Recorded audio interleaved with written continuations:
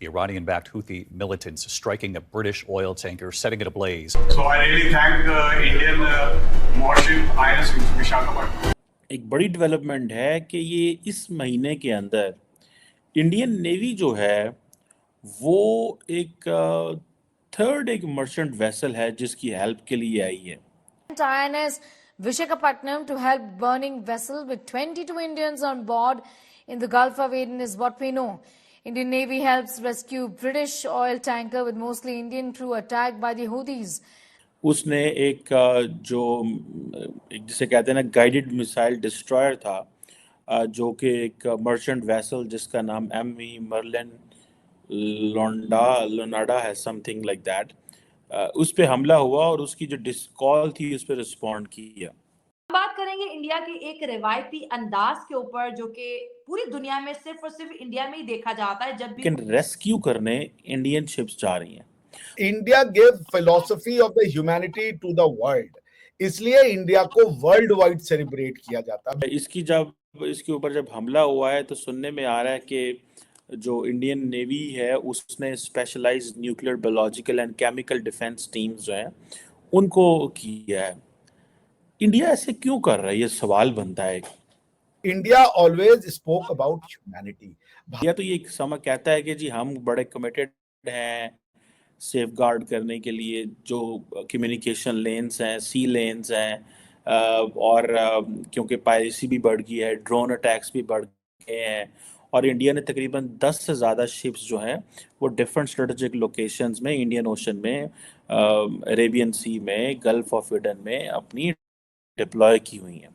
America का decline इस वक्त और भारत का राइज।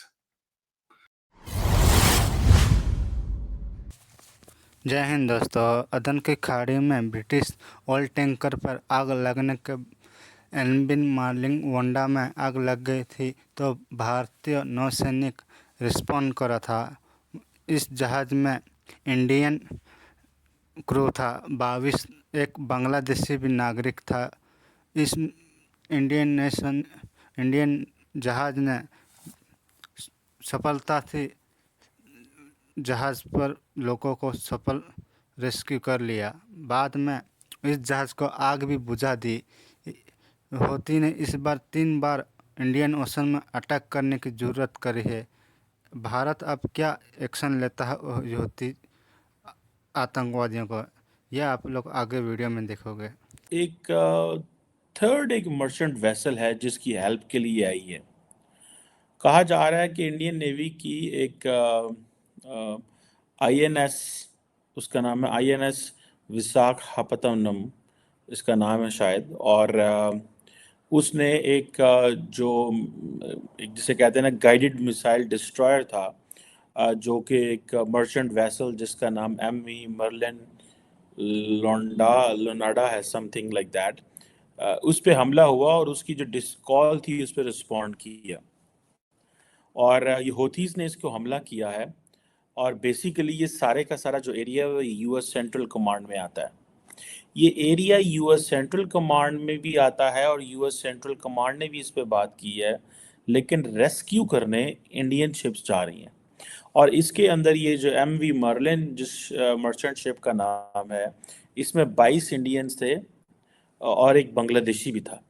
और इसके ऊपर जब हमला हुआ है तो सुनने में आ रहा है कि जो इंडियन नेवी है उसने specialised nuclear, biological and chemical defence teams जो हैं उनको किया है। इंडिया ऐसे क्यों कर रहा है, ये सवाल बनता है। वैसे तो अगर आप इंडियन नेवल चीफ ने रिसेंटली एक इंटरव्यू दिया था तो वो इंडिया तो ये समय कहता है कि जी हम बड़े कमिटेड हैं सेफ गार्ड करने के लिए, जो कम्युनिकेशन लेन्स हैं, सी लेन्स हैं, और क्योंकि पायरेसी भी बढ़ गई है, ड्रोन अटैक्स भी बढ़ गए हैं, और इंडिया ने तकरीबन 10 से ज़्यादा शिप्स जो हैं वो डिफरेंट स्ट्रेटेजिक लोकेशंस में, इंडियन ओशन में, अरेबियन सी में, गल्फ ऑफ एडन में अपनी डिप्लॉय की हुई हैं। ये क्योंकि तीसरा वाक़या है इस महीने, और इस वाक़े के बाद इंडिया जो है वो आपको पता है हेल्प कर रहा है इसकी, तो इंडिया ये क्यों कर रहा है, सवाल ये पैदा होता है।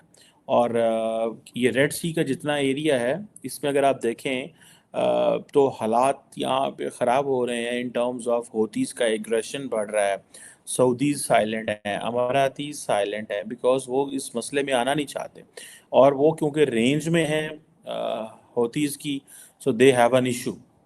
और अब क्या इंडिया जो है वो अपनी किस हद तक आगे जाना चाहता है।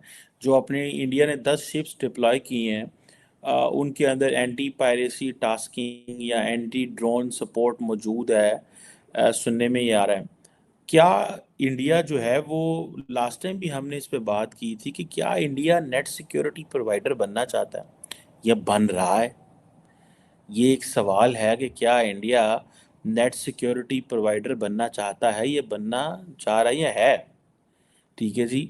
अब इंडिया जो है वो आपको पता है मेक इन इंडिया पे लगा हुआ है और अगर इंडिया समझता है कि अगर आप मेक इन इंडिया नहीं करते तो आप इंडिया को डिफेंड नहीं कर पाएंगे। क्वेश्चन एक सिंपल सा है, क्या इंडिया नेट सिक्योरिटी प्रोवाइडर बनने जा रहा है या बनना चाहता है? ये है सवाल। जिस रीजन में इंडिया है, ठीक है जी, ये जो इंडियन ओशन रीजन जो है, ऑब्वियसली ये कोई होमोजेनियस एरिया नहीं है। यहाँ पे डिफरेंट हिस्ट्रीज हैं यहाँ की अपनी, या डिफरेंट हिस्टोरिकल सिविलाइजेशनल लिंकेजेस हैं, डिफरेंट माशरे हैं, मज़ाहब अलहदा हैं, कल्चर अलहदा है, एथनिसिटीज़ अलहदा हैं और एक खिता नहीं है। आप देखें मिडल ईस्ट है, साउथ एशिया है, साउथ ईस्ट एशिया है, फिर इंग्लिश एंटिटीज़ हैं, अफ्रीकन एंटिटीज़ हैं, ये बहुत बड़ा एरिया है। आप इसमें कैसे नेट सिक्योरिटी प्रोवाइडर बनना चाहता है इंडिया, ये क्वेश्चन है। ठीक है जी। जिस दौर में कभी यूरोप और हम देखते हैं कि बाकी ममालिक इस खित्ते में जो अपना एक असर वसूग रखना चाह रहे थे, क्या वो इंडिया कर सकता है? कैसे करना चाहता है? कोई मर्चेंट वेसल कॉल करती है, they call it a distress call, तकलीफ में है, help help help, Indian navy जाती है भाग के, ठीक है, और उसकी मदद करती है। वाई? इन रिटर्न इंडिया को क्या मिलेगा? ठीक है ना जनाब, ये क्वेश्चंस हैं और जारी बात है इस पे लोग बड़ी बहस कर रहे हैं, बात कर रहे हैं। और अब ईरान अपना, आपको पता है, एक अपने अंदर एक पूरी की पूरी पावर है। ठीक है जी। इंडिया और ईरान के आपस में क्या, जिसे कहते हैं ना, लिंकेजेस हैं, क्या चीज़ें हैं? इंडिया और ईरान का क्या एक मौक़िफ़ है इन चीज़ों के ऊपर? ये एक सवाल है। दोनों मुल्क क्या कर सकते हैं, इंडिया और ईरान क्या नहीं कर सकते?